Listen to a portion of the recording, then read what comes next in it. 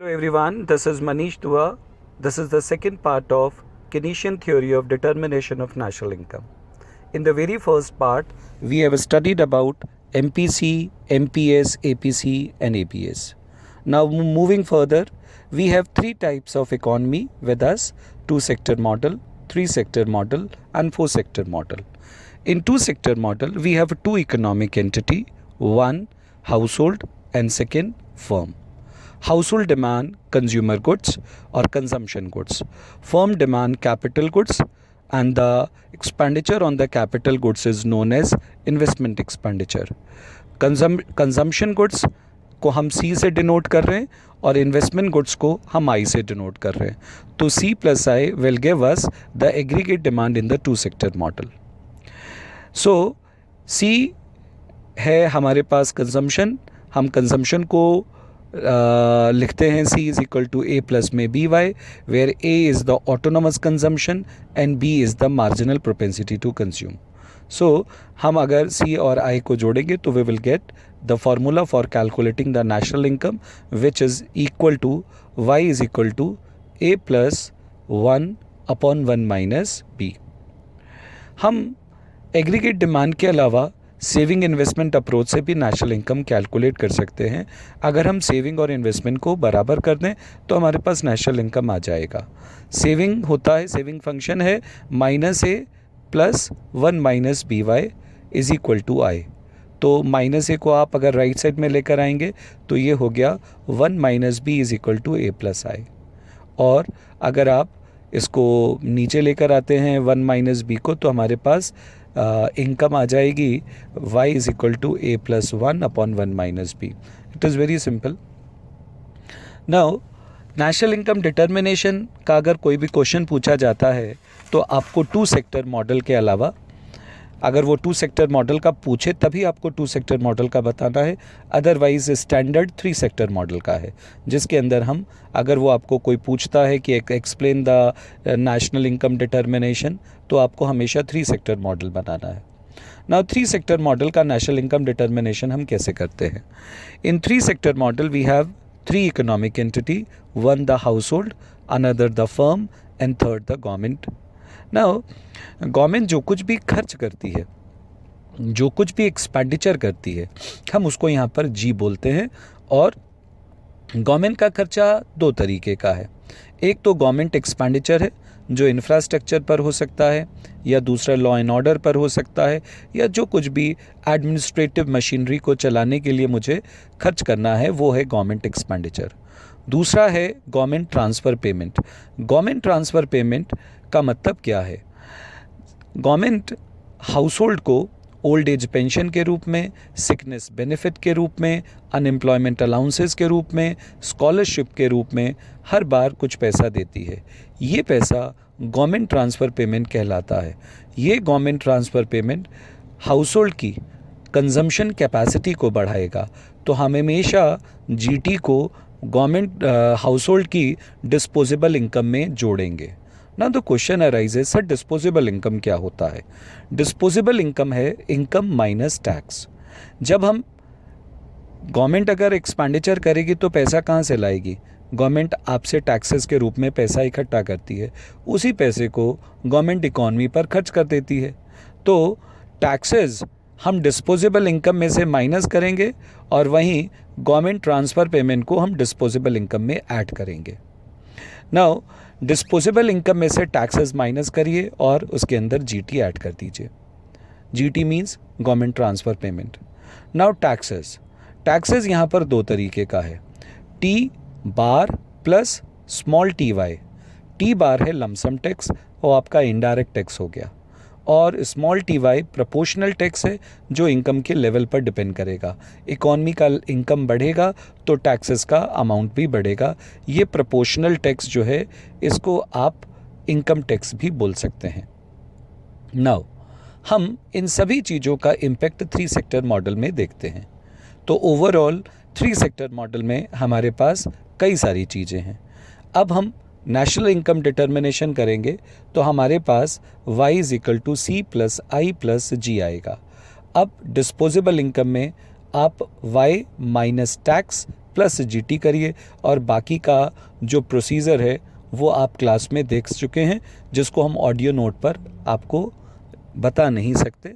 Plus minus करना है तो you can very well refer to your notebooks which you have studied in your classrooms. Now in the last हम जब national income का formula derive करते हैं तो उस फॉर्मूले में हमारे पास आता है y is equal to alpha a bar minus BT bar. ये फार्मूला आपने लास्ट क्लासेस में भी डिराइव करा था ना। तो क्वेश्चन अराइजेज, सर अल्फा क्या है? अल्फा है यहाँ पर government expenditure multiplier. Government expenditure multiplier की वैल्यू होगी 1/1 minus B bracket 1 minus T. ठीक, ध्यान से सुन लीजिए, गवर्नमेंट एक्सपेंडिचर मल्टीप्लायर का वैल्यू होगा 1/1 माइनस बी ब्रैकेट में 1 माइनस टी। अगर प्रोपोर्शनल टैक्सेस नहीं दिए हुए, सुन लीजिए बहुत ध्यान से, अगर प्रोपोर्शनल टैक्सेस यानी कि स्मॉल टी नहीं दिया हुआ तो फिर गवर्नमेंट मल्टीप्लायर का फॉर्मूला होगा 1/1 माइनस बी। तो क्वेश्चन में क्या दिया हुआ है, डिपेंडिंग अपॉन आप वैसा फॉर्मूला लगा लीजिए। अगर क्वेश्चन में प्रोपोर्शनल टैक्सेस नहीं दिए हुए तो फॉर्मूला होगा 1/1 माइनस बी, और अगर प्रोपोर्शनल टैक्सेस दिए हुए हैं तो फिर फॉर्मूला होगा 1/1 माइनस बी ब्रैकेट के अंदर 1 माइनस टी। अब जब आप इसको कैलकुलेट करते हैं ना तो बच्चे ब्रैकेट को सॉल्व कर पहले नहीं करते, 1 माइनस बी कर देते हैं। आपको बॉड मास का रूल लगाना है, पहले ब्रैकेट सॉल्व करना है, उसके बाद ही आपको आगे का ब्रैकेट ओपन करने के बाद आप गवर्नमेंट एक्सपेंडिचर मल्टीप्लायर की वैल्यू कैलकुलेट करेंगे, अदरवाइज आपका आंसर गलत हो जाएगा। नाउ गवर्नमेंट एक्सपेंडिचर मल्टीप्लायर को थोड़ा सा मैं डिटेल में बता रहा हूँ। आपको पता है कि एग्रीगेट डिमांड का कंपोनेंट है गवर्नमेंट एक्सपेंडिचर। अगर गवर्नमेंट एक्सपेंडिचर को बढ़ाएगी तो एग्रीगेट डिमांड बढ़ेगा, एग्रीगेट डिमांड का ऊपर की तरफ अपवर्ड शिफ्ट होगा, जिसकी वजह से हमारा नेशनल इनकम भी बढ़ेगा। हमारा नेशनल इनकम कितना बढ़ेगा ये इस बात पर डिपेंड करेगा कि गवर्नमेंट एक्सपेंडिचर मल्टीप्लायर और गवर्नमेंट एक्सपेंडिचर का मैग्नीट्यूड क्या है। अगर गवर्नमेंट एक्सपेंडिचर मल्टीप्लायर 5 है और आपने 100 करोड़ का गवर्नमेंट एक्सपेंडिचर किया है तो आपकी इनकम 5 मल्टीप्लाइड बाय 100 यानी कि 500 से बढ़ जाएगी। गवर्नमेंट एक्सपेंडिचर मल्टीप्लायर बहुत इंपॉर्टेंट है इकॉनमी में। इट मीन्स दैट इसका अर्थ क्या है, इसका इम्प्लीकेशन क्या है।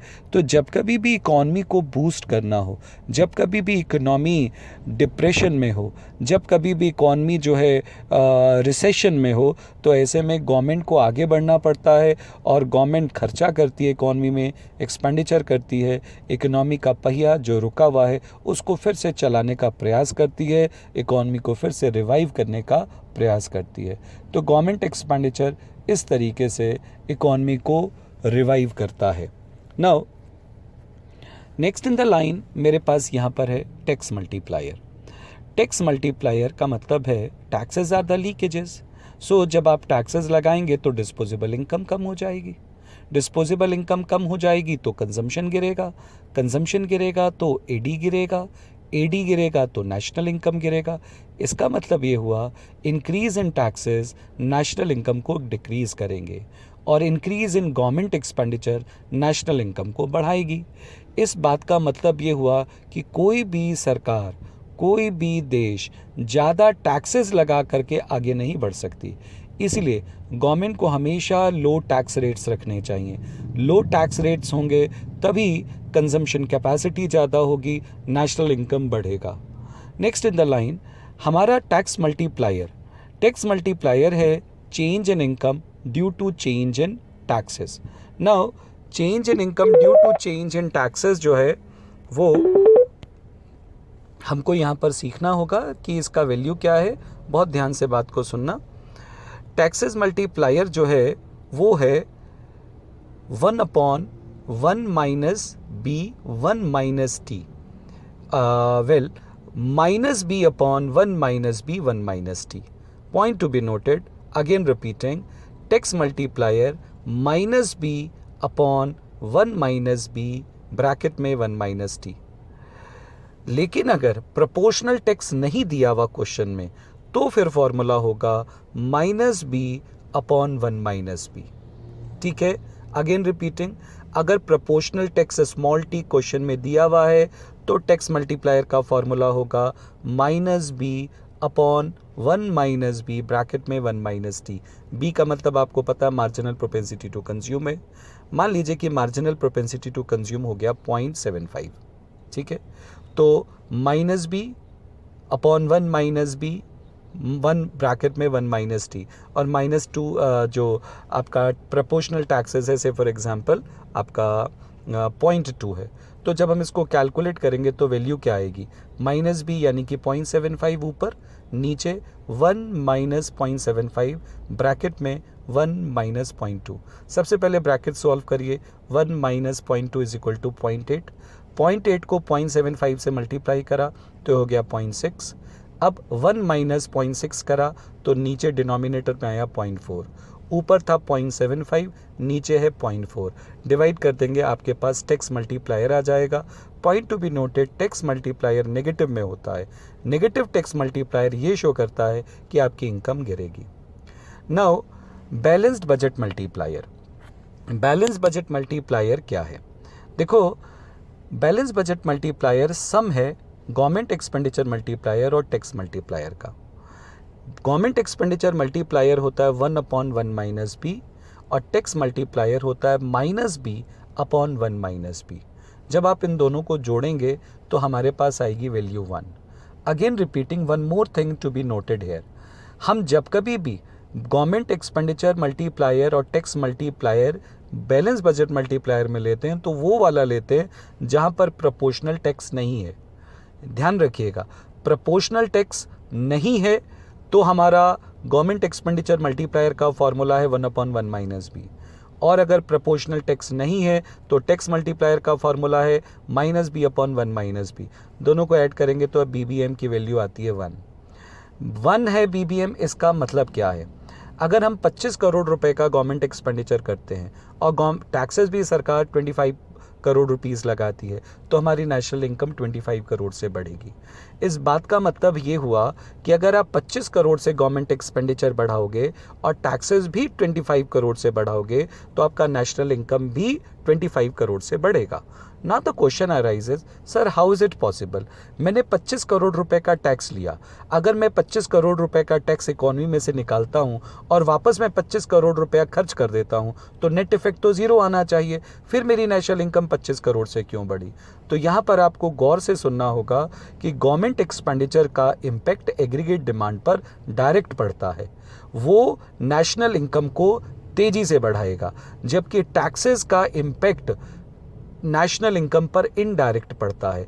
वो टैक्सेस पहले डिस्पोजेबल इनकम को कम करेगा जिसकी वजह से कंजम्पशन कम होगा, फिर एग्रीगेट डिमांड कम होगा, फिर नेशनल इनकम कम होगा। सपोज मान लीजिए मेरे पास MPC दिया हुआ है 0.75 और मैंने टैक्स मल्टीप्लायर और गवर्नमेंट एक्सपेंडिचर मल्टीप्लायर का वैल्यू कैलकुलेट करा।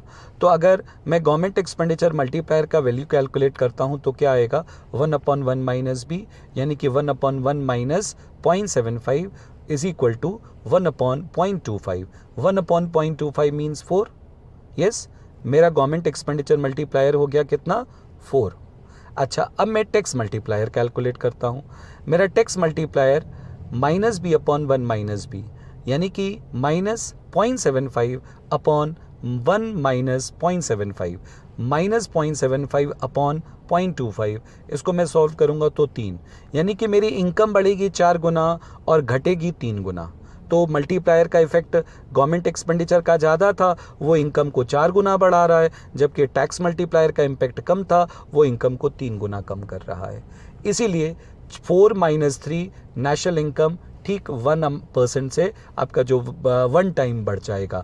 1 टाइम बढ़ जाएगा मीन्स टू से कि अगर आपने 25 करोड़ का इन्वेस्टमेंट करा तो 25 करोड़ से बढ़ जाएगा, अगर आपने 100 करोड़ का गवर्नमेंट एक्सपेंडिचर करा तो 100 करोड़ से बढ़ जाएगा।